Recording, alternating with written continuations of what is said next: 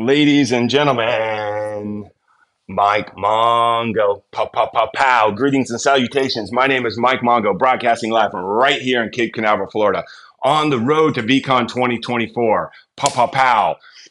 Last year at VeeCon 2023, I had all kinds of people coming up to me and said, Mike, you should be on the main stage. You know, that is really a compliment because I saw some of the most amazing speakers, the most inspiring people in my life, not the least of which was Gary Vee himself on stage at VeeCon 2023 in Indianapolis. It was an amazing event. It was probably the best brand experience of my entire life. And I'm in Florida, so I'm right up the road from Disney and Universal and all of that. So I know from brand experiences. But the difference is at VeeCon, I met friends. I met people who are my friends. I met people who would go on to be friends. People who are VeeFriends to me now from here on out. Not the least of which, Tony Herrera, my good friend Tony.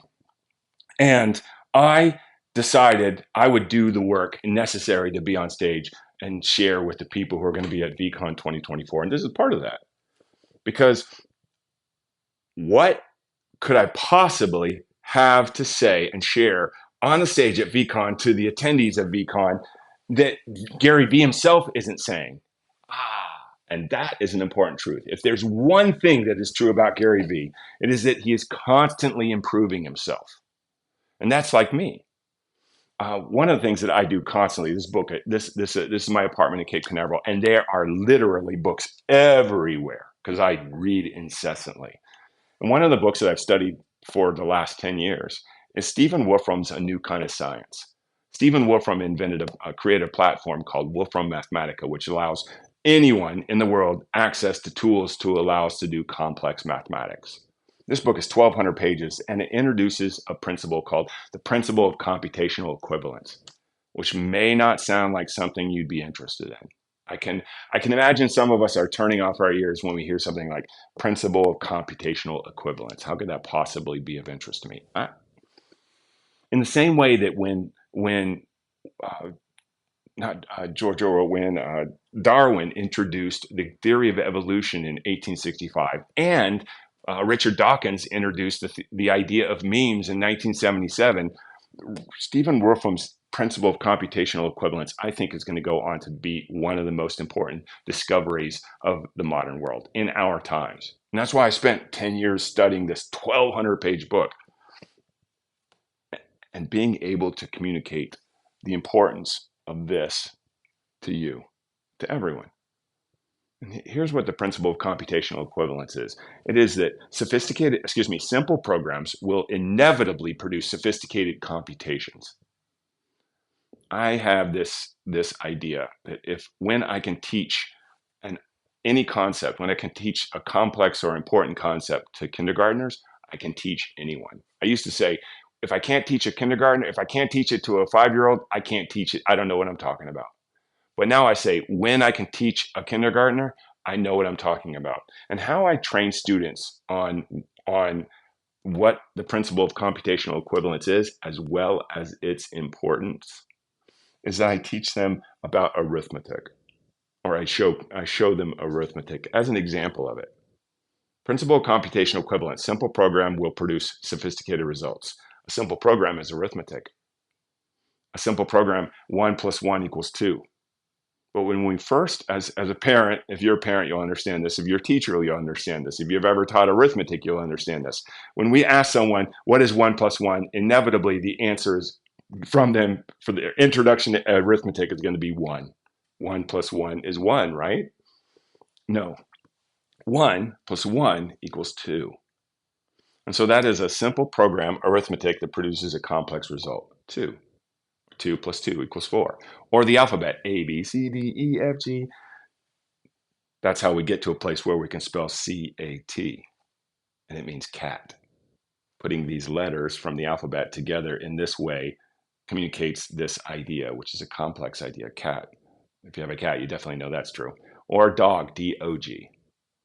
Or frog, F-R-O-G, and then sounding it out. When we sound out words and figure out how to spell them, that's reverse engineering.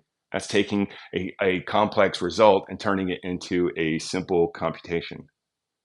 And that's why it matters to young children. Now, how does it matter to us as grown-ups? Good question. I have a very simple formula for purpose that I employ. I impart upon students and I share it with grown-ups. It is do what I love with who I love and help others. Or when I do what I love with who I love and help others, I can't fail. That's how I say it. And this is how I find my purpose. If I'm doing what I love with who I love and helping others, I got it. That's my purpose, whatever that is. Doing what I love with who I love and helping others. It has to be all three or it's a strike. This is a simple program that produces complex results. When I do what I love with who I love and help others, the results it produces are complex. I'll speak on that. But first, I want to say how I sustain this, because in life, there are failures, there are obstacles. It is difficult to do this. There's bills to pay, there's children to feed, there's responsibilities. How do I continue to do this? I have a practice. It's a simple program that produces complex results. My practice is trust, laugh, ignore, and relax. And they are each one as an emblem of an axiom, of a sentence. So trust is everything always works out. That's actually my faith. Everything always works out. And laugh is the truth makes me laugh. And that's how I can gauge something if I hear something. If it makes me feel bad, unless I'm doing something bad and I'm in denial about it, and then it made me feel bad, but then I'm not being truthful with myself. But when it makes me feel good and I hear or a good joke that tells the truth, I'll laugh. Not in a maniacal way. I'll laugh in a joyous and heart-filled way. The truth makes me laugh. The third one is ignore. Ignore doubt. This is my practice. Ignore doubt. As a 59-year-old person who got to start being a graffiti artist with Shepard Fairey creating Obey, graffiti artists don't get to go to space. 59-year-olds, I'm past my prime. All of the stories, all of the doubts that I tell myself, that I pick up or I interpret from other people, and then I begin to tell myself, I get to ignore those. In fact, my imposter syndrome, the thing, that little voice inside us that says, I don't belong here. You don't belong here. You shouldn't be here. You shouldn't be at the NASA OSB-2 building talking to Senator Bill Nelson, who recognizes you. You shouldn't be sitting here with these astronauts. You're a commercial astronaut. You don't belong here. What makes you think that anybody recognizes you, even though they're recognizing me? All of those little doubt voices that are inside that sound just like me, but they have a different tone. They don't make me laugh. And that's how I know they're not true. The truth makes me laugh. So it makes me easy to ignore that doubt. In fact, when I hear those voices nowadays, the ones that say, you don't belong here, you can't do it, you shouldn't even try. That's my imposter syndrome. That's my ride or die. I know I'm in the right place then. Last thing is relax. It's not that serious. Look, no matter what happens today, how bad it gets, and it can get bad, and it's not a competition. You may have had it far worse than me. No matter how bad it gets, as long as I have faith in one thing, anything, as long as I have a faith in something, I can make it through this. That will allow me to relax and not take myself so seriously that I get in the way of my own success. Trust, laugh, ignore, relax. Everything always works out. The truth makes me laugh. Ignore alien orders. That's the sticker that used to be on Joe Strummer's guitar. He was a punk rock guitarist in a band called The Clash, and I loved him. And he had a sticker. That's where I get it from. Ignore alien orders. Self-doubt is the biggest alien order in the world. And then lastly, relax. No matter what failure we have today, there will be a tomorrow. And our faith in whatever it is will get us through that. And this practice is what empowers this purpose. And I said that this purpose is important. Do what I love with who I love and help others. And that it produces a complex result. By this simple program, Here's the result: a world and a future worth having. When I do what I love with who I love and help others, it produces one very distinct and important result: a world and a future worth having. A future where there's enough for everybody, a future with clean water, a future with good food, a future with shelter, medical, education. It's all within our reach because we made it this far. Now, the reason I teach students all of this is because today in the world, we hear all of these reasons why we can't succeed. That failure is inevitable and that we were all wrong. And I'm not in argument with any of that. I'm just modeling something different, something other than that. And that is that we can have a world where everything works out for everyone all the time without harm to anyone. Or at the very least, a world and a future worth having. There are goals or inventions or outcomes that we all know to be impossible.